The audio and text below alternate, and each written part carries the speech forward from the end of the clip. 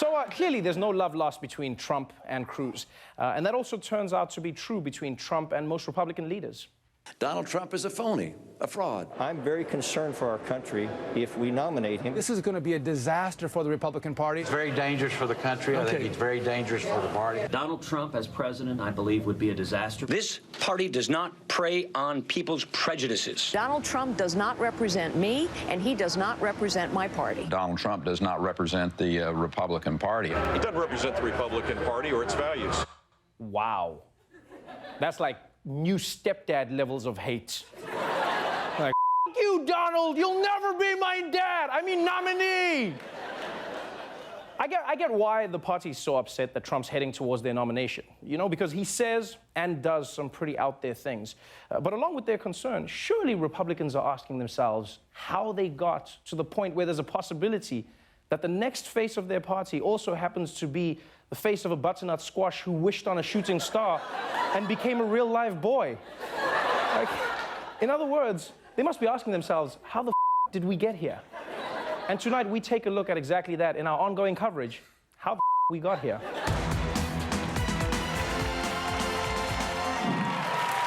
So, this is the big question for Republicans. Why is their voter base going for someone like Donald Trump? A man they say isn't even a true Republican. But isn't he? Well, let's start with what's pretty much his central message. This country is a mess. You don't hear good news about this country. We just never win. We don't win with the military. We don't win with trade. The country is going to hell in a handbasket. We have to rebuild our country. We're like a third world country. No, Donald Trump, you're not like a third world country. I'm from a third world country. You wish you were like a third world country. Yeah, talk to me when ostriches chase you on the highway. That's the that goes down in my country, my friend. Hashtag third world problems. So, even though the US has the world's strongest military, the lowest unemployment in nearly a decade, and more people covered by health insurance than ever before, Donald Trump still thinks America is in grave decline. And if he's not a true Republican, why are there so many Republicans who've been saying the exact same thing? There may be no turning back for America. Our country's on a very bad course. President Obama has placed us on a path to decline. Our enemies don't fear us, and our allies don't believe that we can be relied on. I think we're on the verge of losing it all. President Obama is mortgaging our future. He's turning the American dream into the European nightmare. Oh, the European nightmare. That's the one where my penis turns into a baguette and then a mime eats it. That is a... Well, that's more of a dream than a nightmare now that I look at it. That's not so bad. So Donald Trump's main message is basically the same doom and gloom a lot of Republicans have been preaching for years. But they're saying he's not the kind of candidate they want. So what kind of candidates have Republicans been looking for? We need someone who's truly going to be outside Washington. You need an outsider that will walk into Washington, D.C. We need people from outside of Washington. Government of the insiders, by the insiders, for the insiders. We are governed by a permanent political class. I'm not of the Washington scene. I'm the only guy that hasn't spent time in Washington. Yes, and congratulations, Mitt Romney, because you still haven't spent any time in Washington. Perfect record, yeah. Who's more of an outsider to Washington than Donald Trump? And honestly, the more you look at it, you know, the more it feels like Trump and the Republicans are in one of those romantic comedies where they still don't realize that they're the perfect match for each other.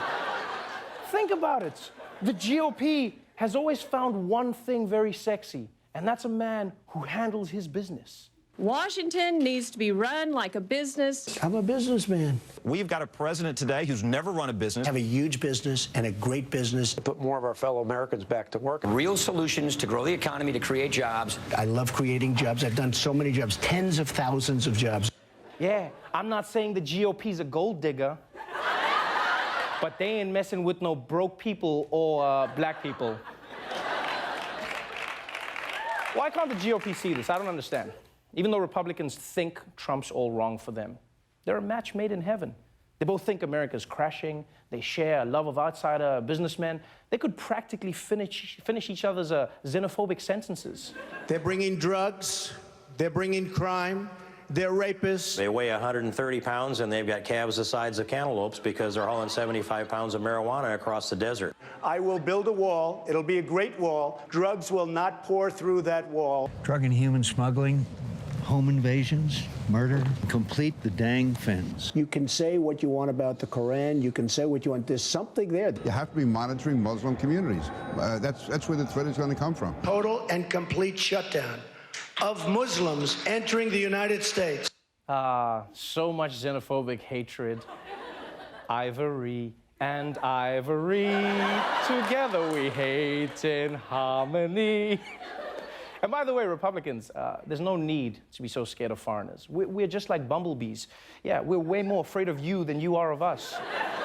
Right, come on, GOP. The man checks every box. And I get that you may not trust him, you know, since he's always saying things that aren't remotely true, like how Mexico's going to pay for a wall, or how he still owns a steak company, or how his hair just naturally does that.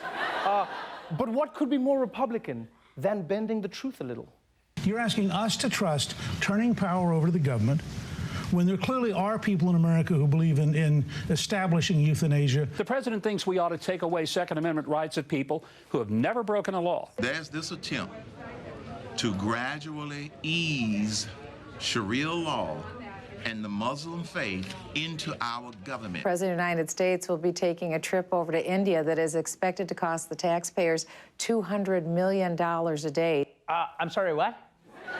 Have you ever been to India? You couldn't spend $200 million a day if you tried. Everything's cheap there. Everything. I bought the Taj Mahal for like 40 bucks. Yeah. And it came with a rice pudding I didn't even ask for. They just gave it to me. They just gave it to me. Well, this is not even the point. Trump can't help it if he gets some things wrong now and then. Like, he speaks from the hip. He's not like these scripted politicians, which is another thing the GOP has always seen as arousing. I think we've had too much political correctness. Political correctness is killing this country. Now more than ever, in America, we need a commander-in-chief who will tell it like it is. Somebody has to come out and tell it like it is. I'm not reading the teleprompter. I'll leave that up to President Obama. I'd love to use a teleprompter. I'd have one here, and I'd go like this. Ba-ba, ba-ba-ba-ba. Is this Trump's way of telling us he can't read? What? What are those words? Papa, papa. Republicans, open your eyes. Donald Trump is the man of your dreams. You can deny it all you want, but you can't mess with destiny. And the sooner you realize that, and the sooner you see that what you think is passionate hatred is just really passion, the sooner you see that, the sooner you can get it on. My advice, Republicans, get a convention room, take hold of Trump's tiny little hand, and then when the time is right, put on some Fox News and chill.